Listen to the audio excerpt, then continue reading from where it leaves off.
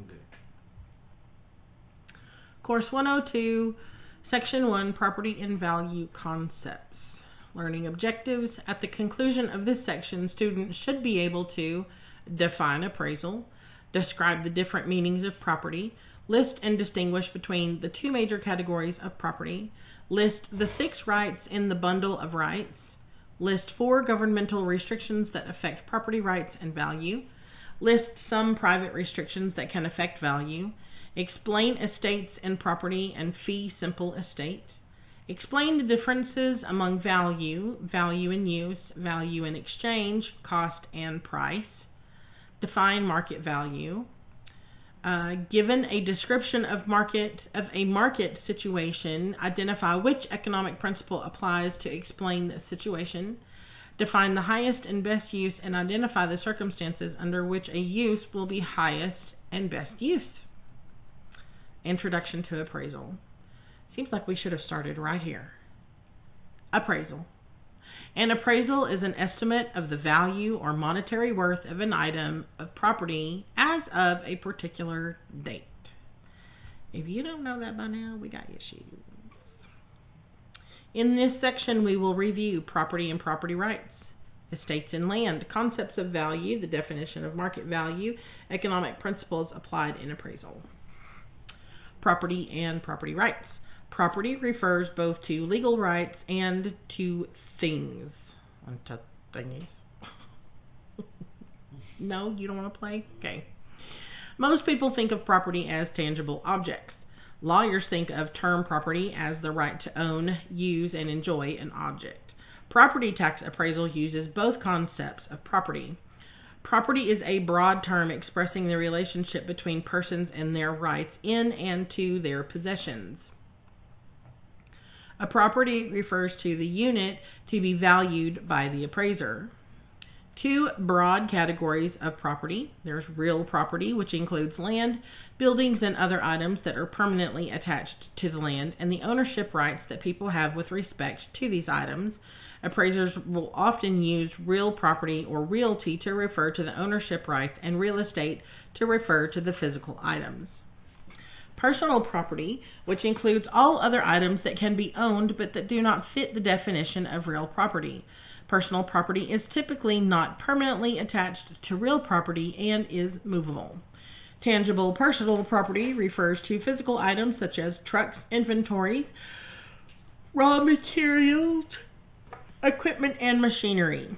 Intangible personal property refers to items such as money in bank accounts, debts, goodwill, stocks, copyrights, and cash that can be owned but don't have a physical form. Ownership of property. When a person owns property, the person has 6 basic rights. These are often called the bundle of rights. The owner can sell the property. The owner can lease or rent the property. The owner can use the property. The owner can give the property away. The owner can enter the property. The owner can refuse to exercise any of these rights. Ownership of property can be limited so that a person does not have the entire bundle of rights. Examples are life estate. The person only has ownership rights for the duration of his or her life. The person cannot sell the entire property. Lease, the tenant has the rights to enter and use the property, but none of the other rights. The landlord retains the other rights. Governmental restrictions limit the full exercise of the bundle of rights. There are many types of government restrictions affecting the use and enjoyment of property. 4 are typical. Police power. Government has the right to regulate uses of property to ensure public safety, health, and well-being. Escheat. Ownership of property may pass to the state once there are no known heirs or owners. Taxation. Government may tax the property to support governmental activities. Eminent domain. Government may take away ownership of the property for a public use if it pays the owner just compensation. Private restrictions, often referred to as encumbrances or deed restrictions, limit the full exercise of the bundle of rights. Liens and judgments, the property is held liable and may be sold to pay a debt. Covenants and restrictions written into various conveyances, of the property. Let me reread that. Covenants and restrictions written into the various conveyances of the property. Easements, right-of-way, leases. These are circumstances in which some other person acquires some right of use of the property. Riparian is what it actually is, but riparian rights for access to use rights for access to or use of a body of water. To use a body of water in this piece. Okay, bottom of that next page. So we're not going to complete this. Whatever.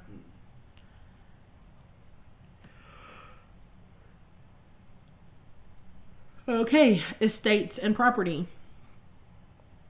Estates and property refer to the legal system of classifying ownership rights and interests in property.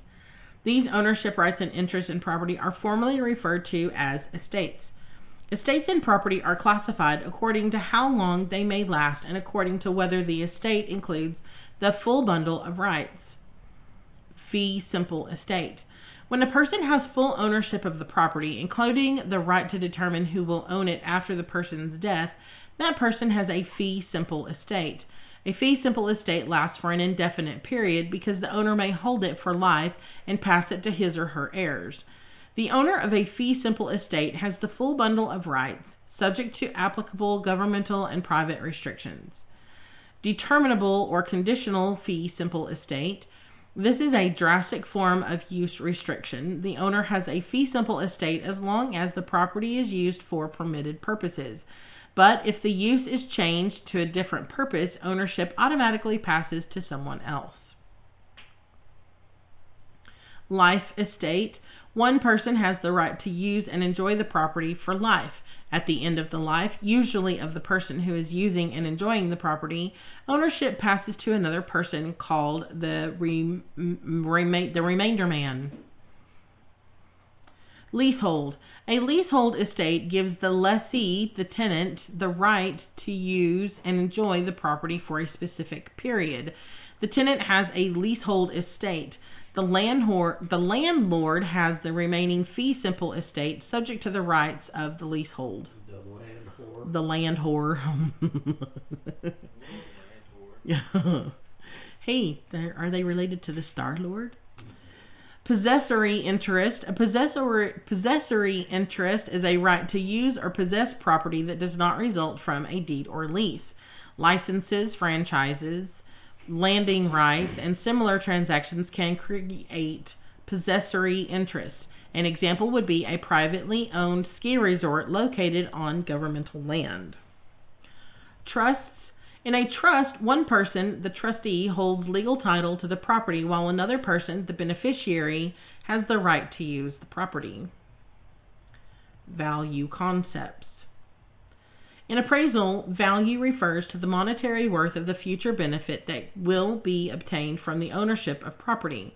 Value is estimated. It can never be precisely known. Value in use, the benefits that accrue to the owner from use and enjoyment of the property. Value in exchange, the benefits that will accrue from selling the property or exchanging it for another property. Market value is a type of value in exchange. Cost, price, and value. Cost refers to the amount of money, time, and labor spent to acquire a property. Price is the cost of property that is purchased. It means the amount of money spent to acquire the property if the property was purchased. Value and price are not synonymous. Value is the monetary worth of real estate or personal property to buyers and sellers as of a particular date. Cost and price indicate what one set of buyer and seller thought the property was worth as of a particular point in time. They do not necessarily indicate what people in the market are or were most likely to do as of that date. Market value. Most property tax appraisals are based on market value. Market value is a specific type of value in exchange. Market value has been defined in Property Tax Code Section 1.047 as the price at which a property would transfer for cash or its equivalent under prevailing market conditions, assuming the property is exposed on the market for a reasonable reasonable amount of time for the seller to find a purchaser, assuming both seller and purchaser know all of the uses and purposes to which the property is adapted and for what it is capable of being used, and of the enforceable restrictions on its use. Assuming both the seller and purchaser seek to maximize their gains, assuming neither seller nor purchaser is in a position to take advantage of the exigencies of the other. The Property Tax Code has a slightly different formulation of this definition from that used for other appraisal purposes, but the principles are the same. G. Basic value principles. Appraisers recognize several basic value principles. These are derived from economic doctrines. They are interpolated. Whoops, too far. A. Change. The value of property is constantly changing because the property itself, the area in which it is located, the buyers available, and the buyer's expectations are all undergoing constant change. Supply and demand. The principle of supply and demand states that the price of a property will increase as demand for that type of property increases. It states that the price of the property will decrease as the supply of the property increases. Anticipation. The value of property derives from further benefits in the form of use or revenue that buyers would expect from the property. Appraisal always involves an attempt to project the nature and extent of future benefits and the reaction of typical buyers to them. Substitution. The principle of substitution is perhaps the most important of the economic principles because it relates directly to the approaches to value. The principle of substitution states that a given property's market value will be set by the cost of acquiring an equally desirable and valuable substitute property, assuming no costly delay. Contribution. The principle of contribution considers the relationship of property components to value. It states that the value of an individual property component is only the amount that it contributes to the value of the property as a whole. Simply put, the cost of the component may not equal the value of the component. It may not equal the value the component adds to the total value. Highest and best use. The principle of highest and best use is often grouped with the value principles given above, but it is so important it deserves more detail. There are many potential uses for a given property. Highest and best use is the use that will generate the highest return, after expenses, to the property over time. It is the most profitable use of the property. The principle of highest and best use states that market value will be highest when property is used for its highest and best use. Highest and best use is not simply the theoretical best use. It is the most profitable use of the entire property under the following circumstances. The use must be physically possible. The use must be legally permissible. The use must be financially feasible. The use must be most productive in terms of return or value. There must be a demand for the use. The use must complement the surrounding properties rather than competing with them. Highest and best use changes over time. Highest and best use for residence homesteads. A residence homestead must be appraised for property taxation as if its highest and best use is residential, regardless of whether the residential use of the property by the owner is considered to be highest and best use of the property. See Property Tax Code, Section 23.01. Are we going to complete the review questions on the next page? We are not. Or the next page.